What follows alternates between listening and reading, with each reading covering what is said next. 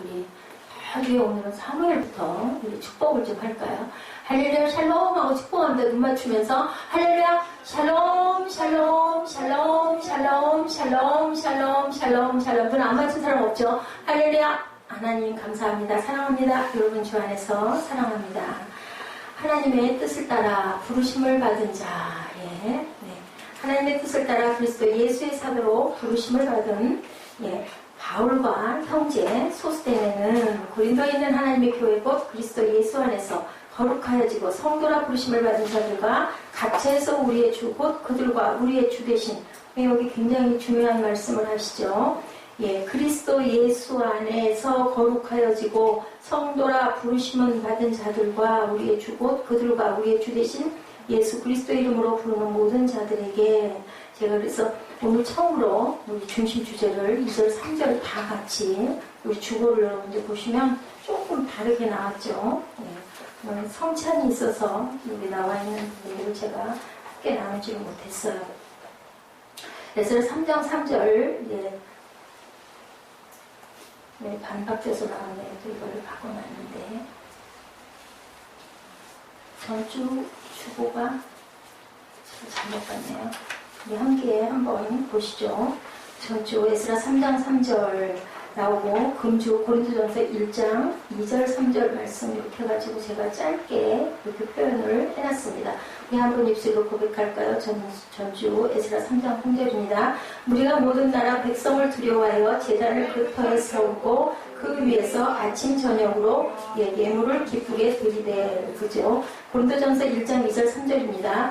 우리의 주 곧 그들과 우리의 주 대신 예수 그리스도의 이름을 부르는 모든 자들에게 하나님 우리 아버지와 주 예수 그리스도로부터 은혜와 평강이 있기를 원하노라. 여러분에게 제가 은혜와 평강이 있으시옵소서 하고 축복합니다. 아멘. 아멘. 아멘을 열심히 하셔야 그것이 내 것이 된다는 거 여러분들 아시죠? 그리스도인이 된다는 것. 저는 한번 그것을 생각해 봤습니다. 어저께 좀 몸이 많이 아팠고요.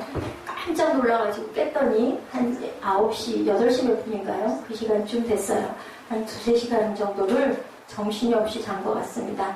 그리고 나서 생각을 해봤어요. 그리스도인이 된다는 것은 과연 뭘까? 나는 매일매일 뭐를 하고 앉아있고 우리 성도님들은 과연 은혜를 받고 계시는 건 맞을까? 내가 살아있는 의미는 과연 무엇일까? 이 사도 바울처럼 정말 하나님의 영광을 위해서 내가 죽든지 살든지 나의 십자가를 지고 매일매일 나를 부인하며 잘 달려가고 있나, 그런 생각을 어젯밤에 했습니다. 사도 바울이 고린도전서는 누가 누구에게 썼다고요?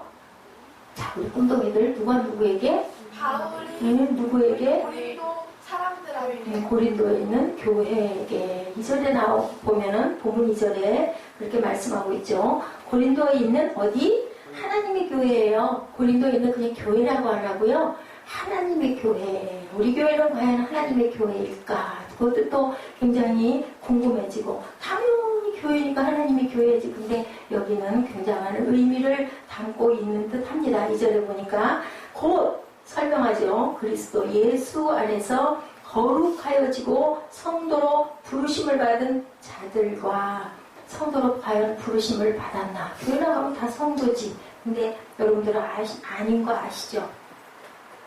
고린도는 사도 바울이 1년 6개월을 머물면서 복음을 전한 곳이에요. 그 전에 아덴이라는 곳, 아테네죠. 그리스의 철학과 문화와 문물이 대단히 번성했던 그곳에 자기가 철학적으로 복음을 전하다가 그만 실패를 하고 마음이 시무룩하여서 간 곳이 바로 이 고린도고, 여기에서 머물면서 하나님 말씀을 전했는데 거기에 교회가 세워지는 역사가 일어납니다. 그런데 바울이 떠나고 나서 그만 고린도에 아주 좋지 않은 일들이 많이 들리니 바울이 염려가 돼서 고린도에 있는 성도들에게 이렇게 어떻게 칭찬하면서, 하나님의 교회, 당신들은 성도들이요, 그리고 그것은 하나님의 교회예요. 아주 이 바울은요, 역설법을 참 잘 쓴, 정말 대단하게 공부를 많이 해서 바탕에 학문이 그냥 녹아 흐르고 있는 그러한 바울이구나라는 것을 느낍니다. 왜 고린도 교회에서 이렇게 비윤리적이고 부도덕한 문제들이 이렇게 많이 일어났을까? 여러분들 코린티아라고 제가 한번 말씀드렸어요. 고린도인들은 코린티아라고 얘기를 한다. 고린도인처럼 살아라라고 얘기를 한다면 어떻게? 아주 굉장한 문물과 그 물질의 풍요를 누리고 그렇게 아주 발달이 되었던 그런 고린도라는 도시에 대한 이야기죠. 그런데 그렇게 고린도인처럼 살아서는 하나님의 나라에 들어갈 수가 없다. 그것이 칭찬으로 들리시고 사실은 비양거리는 욕이 될 수도 있다라고 제가 전에 한번 여러분들과 함께 말씀을 나눈 것 같습니다. 하나님을 믿지만 세상의 논리가 들어와서 날카롭게 대립되고 있는데 그것이 고린도인들 뿐만이 아니라 지금 우리에게도 나에게도 여러분에게도 해당이 되는구나라는 생각을 저는 합니다. 사도 바울은 얘기합니다. 고린도 교회에 무엇이 진리인지를 설명해야 되겠다라는 필요성을 느끼고 편지를 쓰는 거죠. 고린도서, 에베소서, 서자가 들어간 건 전부 다 서신서예요. 그죠? 빌골몬 하면은 뭐예요? 옥중서신이라고 그래서 감옥에서, 그렇게, 감옥에 있으면서도 본인의, 힘든 부분이나 아픈 부분이나 어떻게 될 것인가 내가 죽을지도 모르는데 이런 생각하지 않고 자기가 개척해 놓은 교회에게 열심히 편지를 하죠. 너희들 잘하고 있어야 된다 하고 막 그 위로의 편지를 합니다. 여러분들 작년에 저는 이 사람에 대해서 별로 몰랐는데요. 엄청 떠들썩했던 것 같아요. 홍혜선 전도사라고 제가 그것을 한번 함께 영상을 볼까 하다가 들어보고 싶지가 않을 만큼 너무 음산한 모습을 하고 나온 예를 들면 예언자라고 하는 어떤 그 여자 신학을 어디서 했나 보죠. 그러니까 전도사라고 붙어 있어요. 종북주의자들은 예수를 믿어도 구원을 받지 못한다고 이렇게 주장을 하고 한국의 모든 언론은 돈에 매수되어 종북주의자들이 되었고 12월에는 한국에서 전쟁이 일어날 것이다 라고 예언을 했다고 했는데 여러분 12월에 전쟁 났어요? 안 났죠. 근데 공항에서 비행기 타기 직전에 인터뷰를 하는 모습이 올라와 있더라고요. 제가 유튜브를 봤어요. 그랬는데 인육을 먹을 것이며 죽을 것이다. 언론들 피난 가라. 이런 내용의 얘기를 하는데 나라가 무너져가고 나라가 초토화되고 가면 누구처럼 느헤미야처럼 돌아오려고 하고 에스라처럼 애통해서 옷을 찢고 기도를 해야 우리가 살아날 방법이 유관순 열사처럼 그죠? 금식하며 기도하고 나라를 지키고자 어떤 무저항 운동이라도 해야 되겠죠. 근데 그렇게 마지막 예언이라고 한국을 떠나면서 예언을 했었다고 그래요. 방언을 하고 주술을 하고 하지만 무섭더라고요. 근데 그거 한 그 영상들을 보고 여기저기서 뭐가 도착을 했을까요? 후원금들이 도착을 했다고 합니다. 가난한 사람도 1,000만 원씩 보내면서 어린아이들을 좀 구해달라고 이렇게 돈이 여기저기서 왔대요. 또 더 가난한 나라에 있는 아이들 구제하는 데 썼으면 하는 그런 생각이 들려요. 불행한 거죠. 하나님의 지혜가 아닌 어떤 방법, 세상의 방법. 여러분들 마지막 이때 그뿐만이 아니죠. 지금도 있죠. 안산홍 해가지고 하나님 어머니 안산홍의 부인이 안산홍이 돌아가고 또 그냥 하나님의 교회 하면은 참 좋은 교회인데 지금은 하나님의 교회 하면 무슨 교회예요? 이단이 생각이 나는 성경 공부하면은 왠지 괜히 으시시하고 뒷골이 오싹해지고 성경 공부는 꼭 필요한 공부인데 참 좋은 건데 세상이 그렇게 됐어요.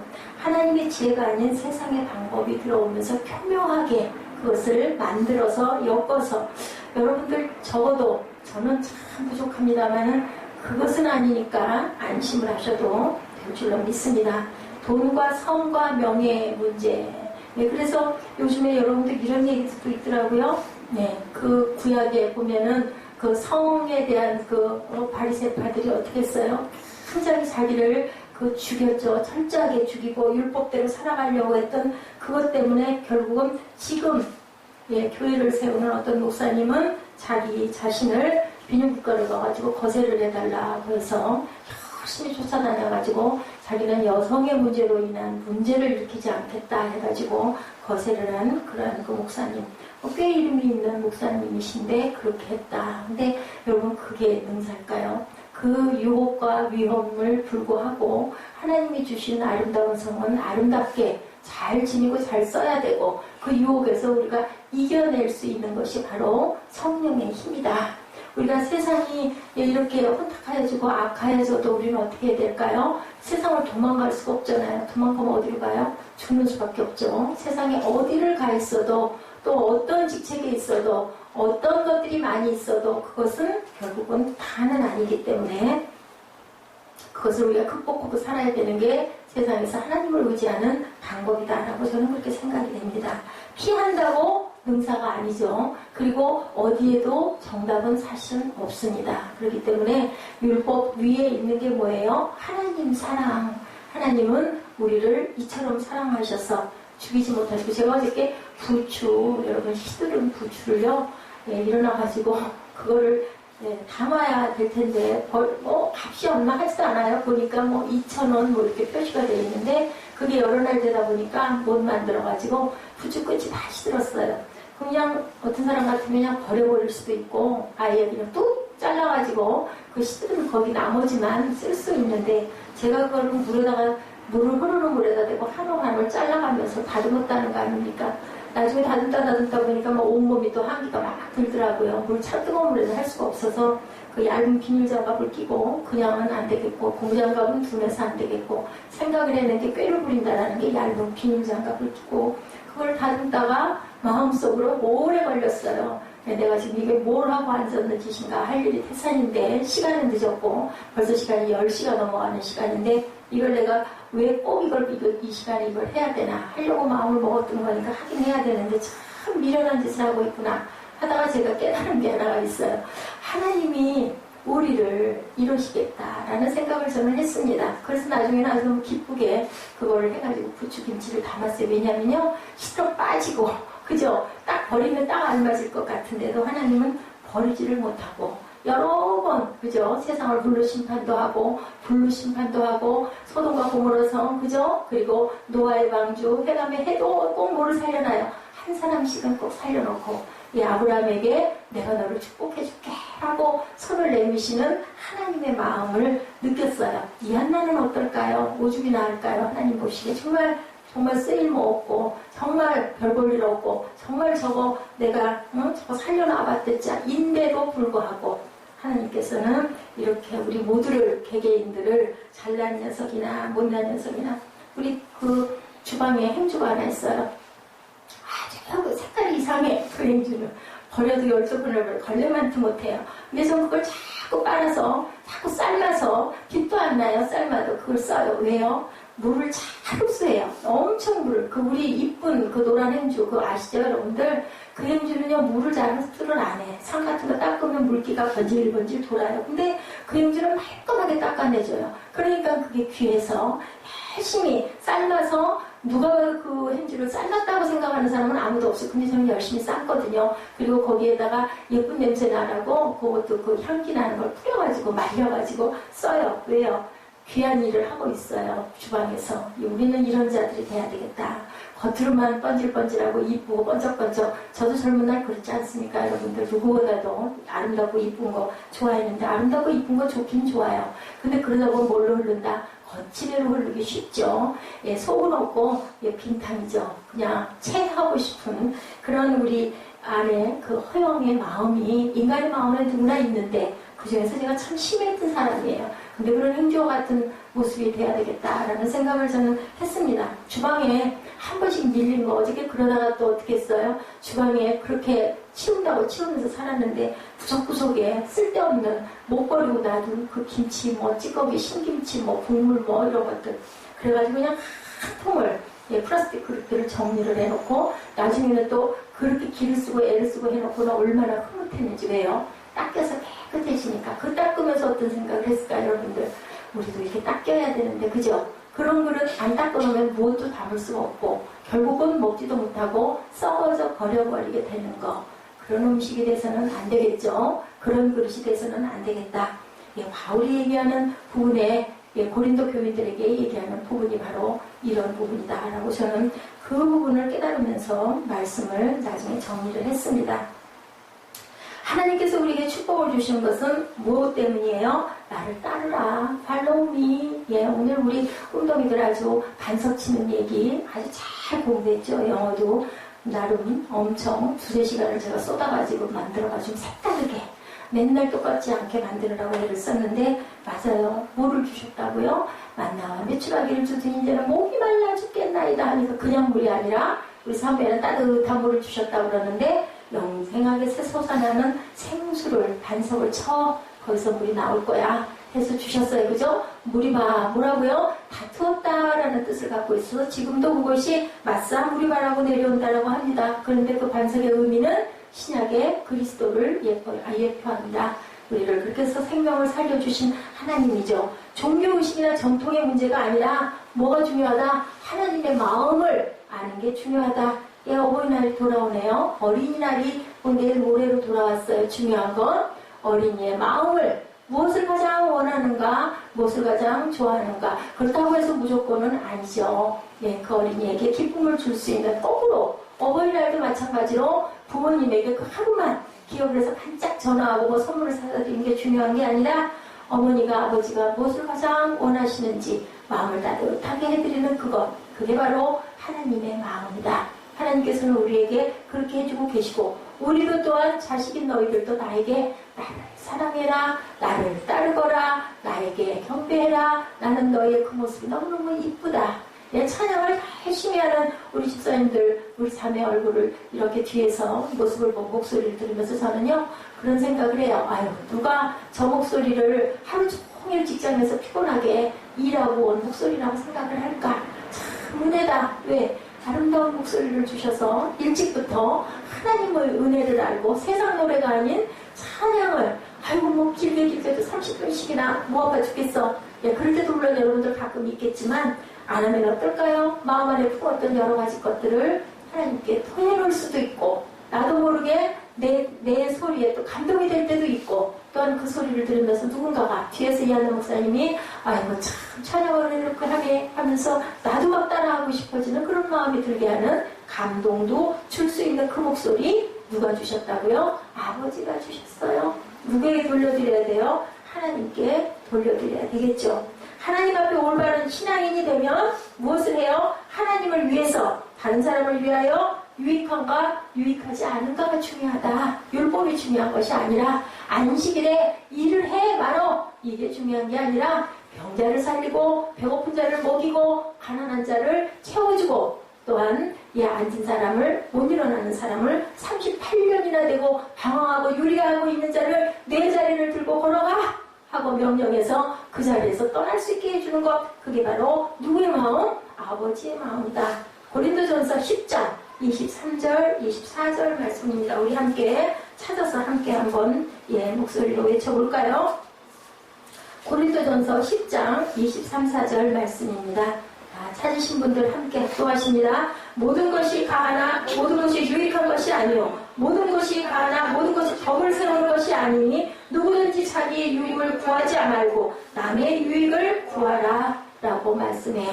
네 유익이 중요한 게 아니라 항상 우리 생각하죠. 저는 문득문득 생각해서 기억력이 없어서 여러분들에게 말씀을 많이 전하고도 엄청 성경 많이 보고 많이 하여 하루 종일 왜냐하면 새벽이 있고 주중 예배가 있고 주일 예배가 있고 또 거기다 또 한술 더 떠서 지금도 공부를 하고 있다 보니까 아주 종일 거기에 묻혀 사는데 잊어버려요. 하고 나면. 근데 무슨 생각? 나쁜 사람이라는 생각은 그렇게 많이 나요. 전에는 그게 나쁜 사람은 나쁜 짓 하는 사람 나쁜 사람이었잖아요. 근데 정말 말뜻이 절대 안 잊어버릴 말이죠. 저 같은 기억력 없는 사람도 나쁜 사람 하면 무슨 사람 사무엘? 무슨 사람? 나쁜 사람은 나쁜 사람. 응? 그게 바로 나쁜 사람이라는 거죠. 어떤 나쁜 짓을 해서 나쁜 사람이 아니라 나밖에 모르는 사람은 나쁜 사람이다. 근데 그게 희정아 너무나 안 그러니 뭐예요? 그죠? 목사님이라고 안 그럴 리가 없어요. 이하나 목사도 나쁜 사람이에요. 나밖에 모를 때가 너무 많기 때문에 여러분들 그걸 잘 깊이 생각하면서 나만 생각했나? 아니면 누군가를 생각했나? 하는 생각을 했을 때 나는 나쁜 사람인가? 좋은 사람인가? 선한 사람인가? 하나님의 선한 뜻은 뭐라고요? 하나님이 죽여라! 그러면 죽여야 돼요. 아말렉 무찔러 죽여! 했는데 안 죽이고 살려놓은 사울은 결국은 나뭇가지에 목이 걸려가지고 목이 잘리는 그러한 자기가 죽는 예, 자기 발에 자기가 넘어지는 일이 일어난다. 하나님의 선한 뜻은 하나님의 뜻대로 하는 게 선한 거라는 거죠. 옳은 것이 다 옳은 것은 아니다라는 거죠. 예, 우리가 이것을 성숙한다 하다. 우리가 세상에 답이 없다. 그게 다 맞는 게 아니다. 자식을 기르는 사람은 누구도 누구에게도 큰 소리를 할 수 없다. 왜? 내 자식이 어떻게 될지 알 수 없기 때문에. 그죠? 근데 우리 눈에 보면 아니게 보이는 사람 얼마나 많아요. 그러니까 입에서 나가는 게 그냥 빨간 게 입에서 나가서 어휴 저걸 하고 나오죠. 누가 낳았어? 뮤직 자식이야? 하고 나오는데 말을 할 수가 없다라는 거죠. 예수님이 오셔서 십자가를 짊어지신 것은 예수님이 내가 옳다 하신 적이 없어요. 그죠? 예수님은 누가 그랬어요? 누가 그랬어요? 자, 여러분들 누가 우리 꿈동이들 기억하나? 나다나엘의 다른 이름이 뭐라고 해요?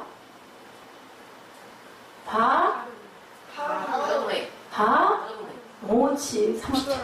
바돌론. 자, 이름에, 구약의 이름에, 신약의 이름에 보면, 바가 붙으면 뭐라고요?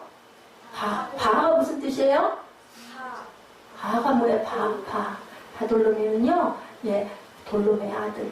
바는 누구의 아들? 할 때 바가 붙어요. 여러분들 이런 거를 다 알고 있으면, 어디 가서 얘기를 할 때, 엄청 많이 알아. 특히 우리 꿈동이들은 알아두면 너무 좋죠. 예수님이 오셔서, 어떻게 했어요? 무화과 나무 아래서 말하죠. 빌립이가 가지고, 와봐, 그리스도야! 막 하고 얘기하니까, 무슨, 나사렛에서 무슨 선한 것이 나겠어? 라고 얘기를 했어요. 근데 예수님이 꼭 뭐라 그래요? 참, 쟤는 저 속에 간사한 것이 없다. 뭐 해줬어요? 칭찬해줬어요. 그죠? 그랬을 때 깜짝 놀라죠. 나다나엘이 내가 선한 게 어딨어? 지금 무슨, 이루 비방했는데 절대 거기에 대해서 말씀 안 하고, 네 안에는 선한 게 없구나? 어떻게 하십니까? 하죠. 그랬더니, 너는 내가 너를 그것만 알고 있는 줄 알아? 어디 있는 것도 봤어? 무화과 나무 아래 있는 거 봤어. 자, 이거 무슨 뜻이라고요? 무화과 나무 아래서 되게 뭐예요? 강론하죠. 말씀 읽죠. 묵상하죠. 그 시대에 그때는 무화과 나무 아래서 하나님의 말씀을 배우고 듣고 기도하는 그러한 일들을 많이 했어요. 그래서 그 나라 문화를 많이 알아야 된다. 참 많이 얘기해 줬는데 맞추는 사람이 없네. 자, 사도 바울이 경계한 거 뭐라고요? 유아적 사고에 머물지 마라. 제사 음식 먹어 말어. 어머, 저 사람은 무슨 제사에 갖고 하고 나온 음식을 찬이라면서 먹어도 돼요? 안 돼요? 기도하고 먹어도 돼요. 내 마음에 별로 거리낌이 없으면. 그런데 그 대신 바울이 뭐라고 그랬어요? 옆에 있는 그 새롭게 초신자가 어머 이상해 할 것 같으면 먹지 말아라. 왜? 남을 실족시킬 수 없으니까. 믿음이 약한 자가 그거 가지고 의심할 때는 괜찮아 먹어 하지 말고 함께 조금 그거를 이렇게 절제할 필요는 있지만 내 마음에 그때 음식인데 하나님 저 사람도 고사드리지 않고 예수 믿게 해주시옵소서 하고 감사하고 먹을 수 있다라는 거예요. 그렇기 때문에 너무 고정관념에 맺혀서 오늘은 무슨 날이니까? 오늘은 하나님의 날이니까 오늘은 하나님의 날이고 오늘은 무슨 날이니까? 안식일이니까 그거 하면 안 돼. 사람이 죽어 넘어가도 가서 구해주면 안 돼. 그러면 돼요? 안 돼요? 안 된다는 거죠. 중요한 거 뭐가 중요하다? 생명이 더 중요하다. 율법보다? 율법은 왜 있어요? 하나님 나라로 잘 갈 수 있게 하는 길을 만들어주는 게 바로 율법인데 그거를 생명 무시하고 나는 지키고 나 혼자 갈 거야. 하나님의 나라는 어떻게 가야 될까요? 여러분들 함께 가야 돼요. 함께. 그죠? 내가 그 사람을 손을 잡고 갈 수는 없지만 갈 수 있도록 길을. 그런 예화를 보고 제가 깜짝 놀랐어요. 어떤 사장님이 교회를 열심히 다녔는데 목사님이 계속 전도하세요. 전도하라고 하죠. 전도하세요. 계속 얘기하는데 자기가 생각해봤더니 교회를 10몇 년을 다니셨대요. 한 번도 누구에게 전도를 한 적이 없었다고 그러죠. 그래서 그날따라 마음에 부담이 왔대요. 그래가지고 자기가 묵상을 했대요. 어떻게 할까? 전도를 도대체 어떻게 해야 될까? 우리 전도가 좀 껄끄럽잖아요. 그러다가 눈을 번쩍 뜨는 순간 자기 책상에 탁 앉았는데 눈을 번쩍 뜨는 순간 뭐가 보였을까요? 비서가 보였대요. 앞에 앉아있는 비서. 그래서 비서에게 가서 예수 믿으라고 얘기를 했대요. 카달록을 주면서 예수 믿어요 하고 얘기했더니 이 비서가 어떻게 했을까요? 깜짝 놀라더래요. 깜짝 놀라면서 아마 오래 있었나 봐. 그 회사에. 그러면 사장님 10몇 년 동안 제가 사장님을 모셨는데 한 번도 저에게 예수 믿으란 말씀을 안 하셔서 나 같은 이런 자는 예수를 믿으면 안 되나 보다 라고 생각을 했는데 사장님이 이제 가도 된다니 제가 내일 다음 주부터 교회 나가겠습니다. 기다리고 있었던 거예요. 그죠? 우리는 뭐가 필요해요? 용기가 필요하다. 항상 가겠어. 그래도 우리는 전해야 된다. 자, 우리가 고린도전서를 공부하면서 고린도전서를 우리 지금 1절에서 3절까지 이렇게 보면서 교회에서 발생하는 문제들에 대해서 완벽하게 배우게 되는 것. 의사와 환자를 치료하는데 케이스 스타디, 이런 케이스 저런 케이스가 있다라는 걸 생각할 수 있다. 이 글이 무슨 편지잖아요. 편지. 헬라의 풍습에 따라서 뭐가 나와 있어요? 1절에 보니까 발신자와 수신자가 이렇게 다 적혀 있죠. 1절에 사도로 부르심을 받은 바울. 자, 이 바울은 항상 이 말을 많이 하는데 여러분도 이정현 자매 왜 사도로 부르심을 받은 나 바울이라고 얘기해요? 알 것 같은데 왜 그래요? 왜 항상 자 우리 에스더 집사님 혹시 알아요? 사도로 부르심을 받은 나 바울 이 얘기를 본인이 쓴 그 서신서에 보면 참 많이 얘기를 해요. 왜 그럴까요? 편지여서 그렇기도 한데 바울에게 뭐가 있어요? 상처가 있어요. 왜? 바울은 뭐였었어요? 똑같은 이름이긴 하지만 바울과 사울이 다른 이름은 아니에요. 그죠? 똑같은 이름인데 아람어와 헬라어의 차이가 있을 뿐인데 뜻은 그죠? 다르죠. 왜? 어땠어요? 사울이 누가 돌아갈 때 앞에서 탁 지키고 있었지? 응? 수대가 그때부터 뭐 하고 다녔어? 예수 믿는 사람들 막 잡아다가 그죠? 갔다 오게다 가지고 그죠? 그랬던 일을 했었어요. 그랬기 때문에 이 바울은 마음에 끌거리낌이 있었어요. 그리고 다메섹 성에서 예수님 만나고 눈이 뭐가 됐어요? 장님이 됐잖아요. 아나니아가 비늘을 벗겨주고 안수해줬죠. 그러고 나서 어디 갔어요? 광야에 가서 3년씩이나 하나님 공부했어요. 그러니까 결국 뭐예요? 하나님께 쓰임 받으려면 열심히 훈련받아야 된다는 의미도 있어요. 그 이후에도 쓰이질 못해. 왜?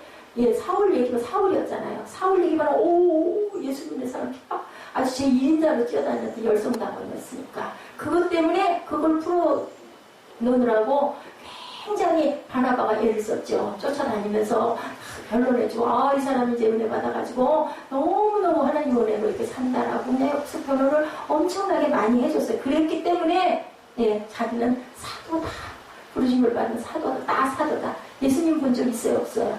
살아서 예수님 살아계시는 본 적이 없어요. 근데도 바울은 나 사도라고 얘기를 해요. 그래서 자기 신분이 그렇게 그 부분이 마음에 애통함이 있고 상처가 있기 때문에 나는 누구다? 부르심을 받은 바울. 나 사도다. 나 제자다. 이렇게 얘기를 하는 거죠.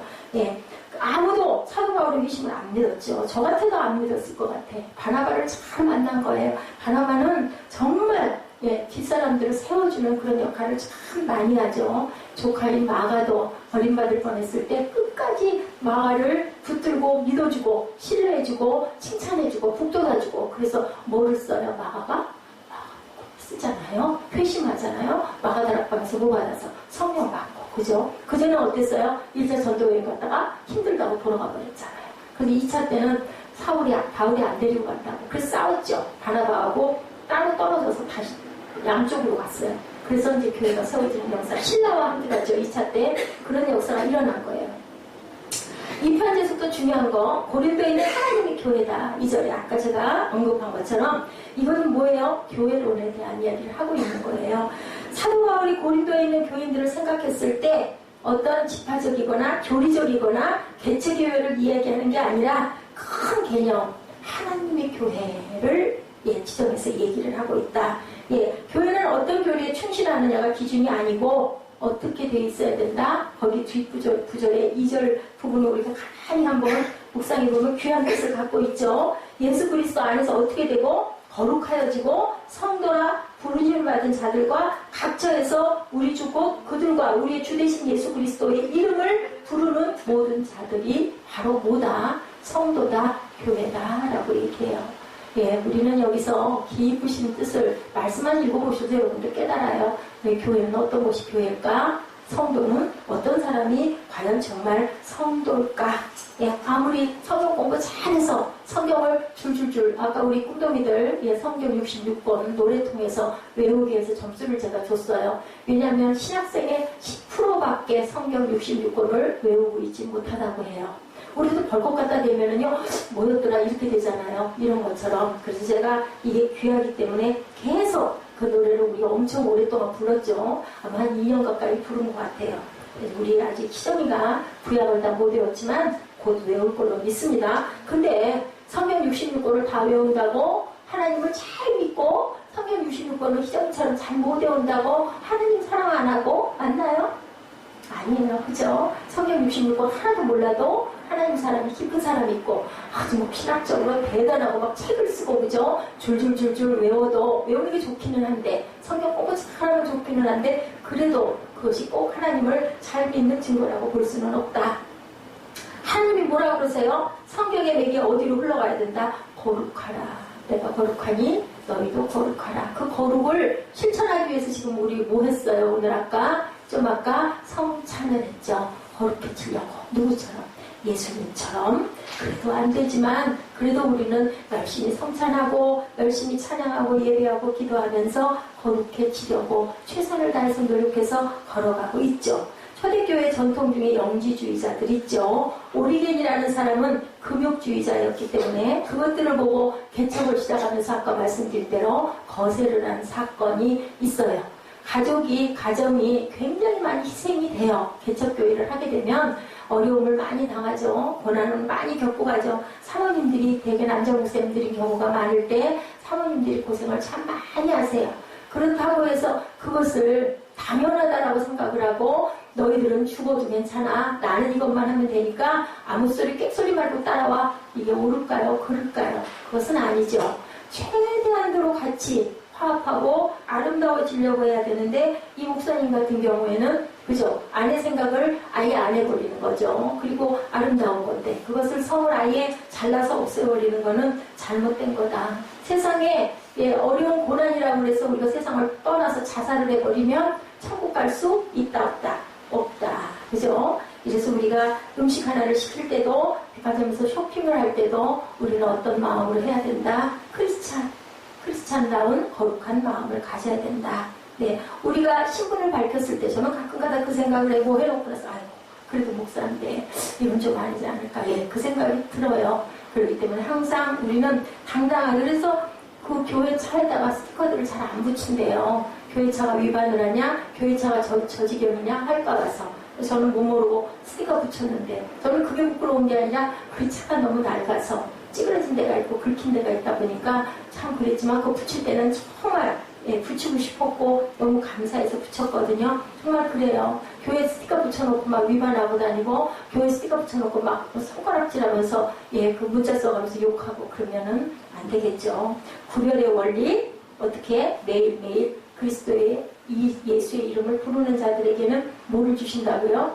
3장 16절 여러분들 다 아시죠? 뭐를 주셔요? 영생을 주신다라고 말씀하신 거 그것을 여러분들 기억하시고 특권과 은혜를 감사함으로 받는 사람이 있고 부담으로 받는 사람의 차이가 있을 뿐이다. 저도 그랬어요. 목사 안수 받을 때 또 권사 안수 줄 때 장로 안수 할 때 안수 집사 안수 할 때 뭐 한다고요? 그 교회에다가 헌금을 낸대요. 특별한 헌금을. 그래서 아예 그게 비공식적으로 정해져 있다. 그런 게 어딨어. 그러면 없으면은 안수도 못 받아? 없으면은 장로도 못 받고 없으면은 안수 집사도 못 받아? 그런 게 어딨어. 라고 생각을 했었어요. 저도. 근데 그죠? 자기가 가지고 있는 것을 감사함으로 드리는 사람에게는 그게 얼마나 기쁨이고 은혜겠어요. 근데 그거 아까워. 직분 받으려 난 그거 싫어. 그럼 나 직분 안 받을래. 그러면 어떨까요? 없는 사람은 어쩔 수 없겠죠. 없는 경우에는 구하면 주실 수 있으니까. 그거는 안타까운 마음이지만 아까워서 못한다면 그 직분이 과연 걸맞는 직분일까를 우리가 생각을 해봐야 되는 거죠. 무엇이 옳으냐는 기준은 없다라는 거예요. 그거 받는 거 잘못된 거야도 아니고요. 그거 안 받는 게 맞는 거야 인 것도 아니죠. 내 감동대로 하나님과의 누구와 관계? 나와의 관계다. 하나님과 나와의 관계를 중요하게 생각해라. 사도 바울이 말씀하죠. 은혜의 관점이 없다면 그 어떤 관계도 필요 없다. 은혜 안에는 뭐가 있다? 사랑이 필요하다.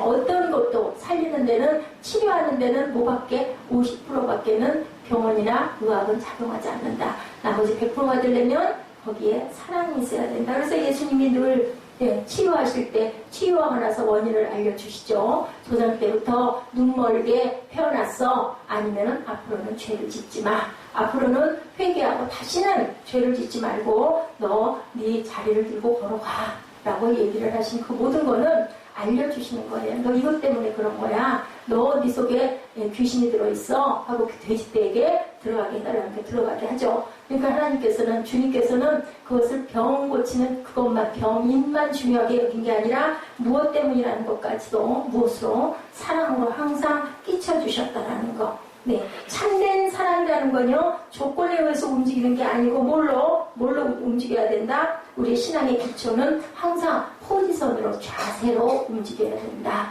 무엇으로 움직이면 안 된다? 예, 항상 조건에 의해 움직이는 게 아니라 자세, 우리의 자세가 어디에 있느냐? 율법에 있느냐? 아니면 사랑에 있느냐? 주님의 마음에 있느냐? 물질에 있느냐? 자랑에 있느냐? 명예에 있느냐? 아니면 하나님 사랑에 있느냐가 중요하다라는 겁니다. 예, 저는 많이 울었어요. 이 예화를 보고 이것만 말씀드리고 말씀을 마치도록 하겠습니다. 전라남도 어느 섬마을 학교에 선생님이 첫 부임을 해서 가셨어요. 초등학교에. 그런데요, 전라도가 원래 그래요. 우리 사모님이 가끔 가다 그래서 제가 깜짝깜짝 놀라는데, 뭐 욕은 아니고요. 이상한 방언 같은 말이 많죠. 네, 그런데 거기 있는 학교에 있는 애들은 그렇게 욕을 많이 한대, 애들이. 정말 선량하고 아주 착한 아이들인데, 근데 이 선생님이 부임을 해서 정말 갔더니 정말 육두문자가 아주 보통이더래요. 애들끼리 얘기할 때도 그냥 얘기를 하는 일이 너무 없고 너무 욕을 많이 해서 이 선생님이 딱지를 아이들에게 나눠줬대요. 10장씩 나눠줬대요. 욕을 하면 무조건 욕을 들은 사람에게 한 장씩을 줘야 되고 또 욕을 들었으면 욕을 한 사람이 한 장씩을 줘서 받아야 되고 그러니까 욕한 사람은 뺏기는 거겠죠. 욕을 안 하고 욕만 먹은 사람은 받는 거죠. 그래가지고 한 달 만에 딱 그거를 정리를 해서 조사를 했더니 어떤 아이들은 40장도 받고 어떤 아이는 20장도 받고 어떤 아이는 10장도 받고 그랬는데 유독 어떤 아이 하나는 한 장도 없더라는 거죠. 딱지가 한 장도 없더래요. 근데 이 아이가 선생님을 굉장히 좋아했대요. 따랐대요. 첫 부임에 오셔가지고 그리고 또 이 선생님도 자기를 따르니까 꽤 이뻐했다고 그래요. 근데 그 아이가 그만 딱지를 한 장도 갖고 있지를 않은 거예요.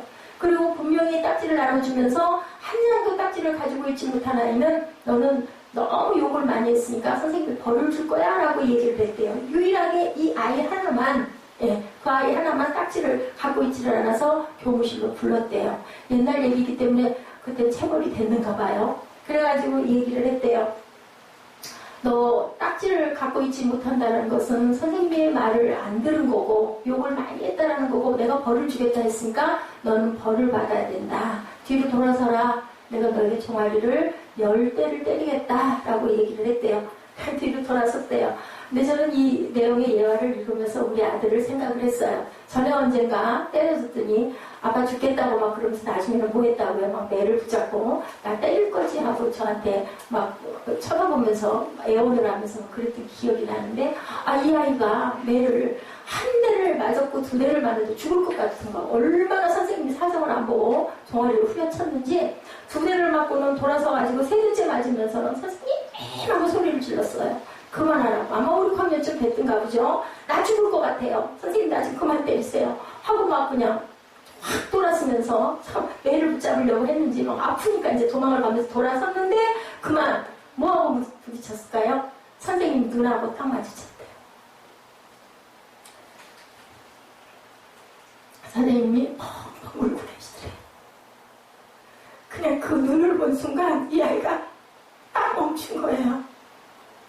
딱 멈추고 아이가 얘기를 했대요. 선생님 더 때려주세요.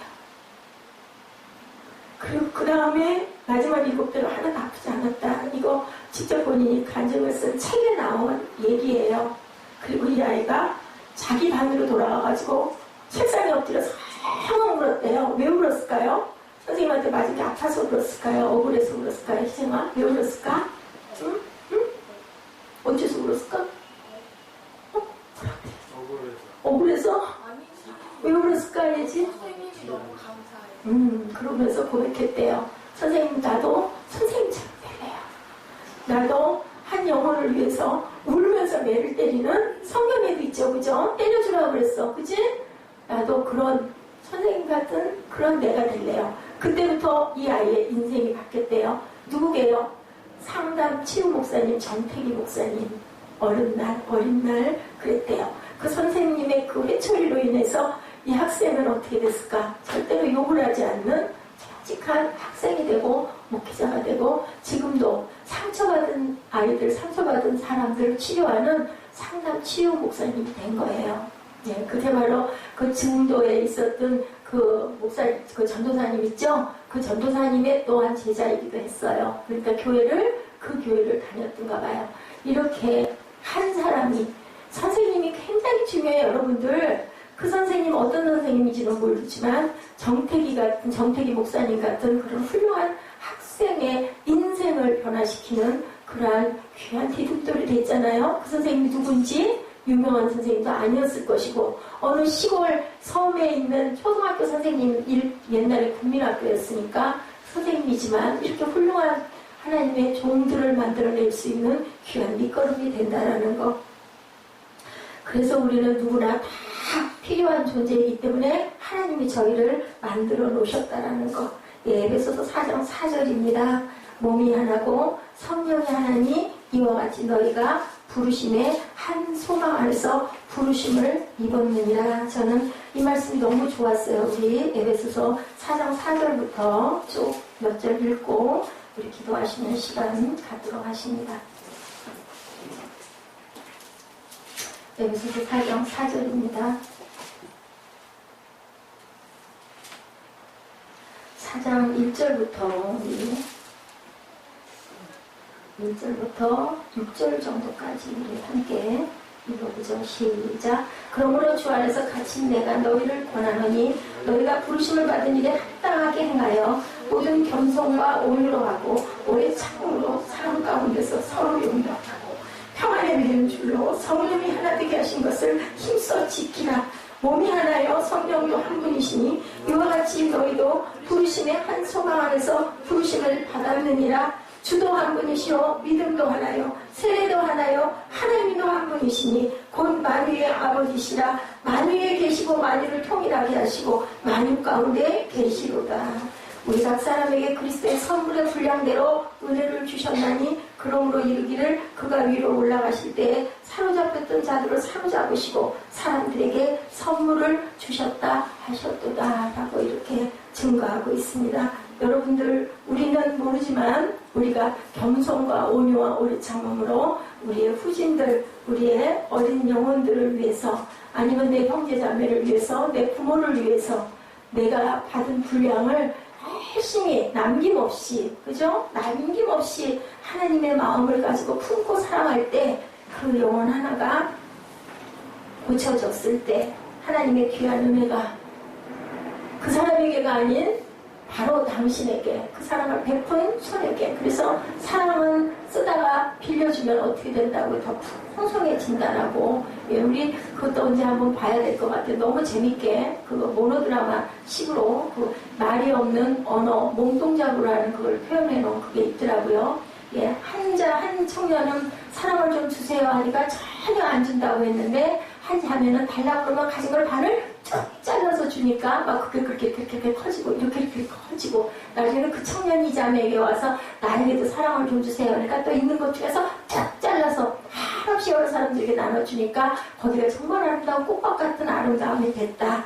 부르심의 한 소망 안에서 우리는 형제 자매가 됐기 때문에 같은 자매와 같은 부모를 둔 같은 고향을 가진 저와 여러분이 됐기 때문에 제가 여러분에게 이렇게 전하고 여러분들이 이 귀한 시간에 주일 또한 수요 금요 또한 새벽에 그 귀한 시간을 빼서 앉는 거죠. 그래서 우리는 그 안에서 하나님의 말씀을 나눌 수 있고 같은 마음을 나눌 수 있습니다. 성전을 헐고 사흘에 짓는 자여 내가 만일 하나님의 아들이거든 자기를 구원하고 십자가에서 내려오라고 그렇게 희롱했을 때도 어땠어요? 잠잠히 침묵하시는 주님의 마음 그 사랑을 닮아서 우리도 헌신과 겸손과 희생과 용납함을 모르고 성찬에 참여하지 않고 그것을 지켜나가는 온전한 하나님의 자녀들 주의종 되기를 주님의 이름으로 축복합니다. 기도하시겠습니다.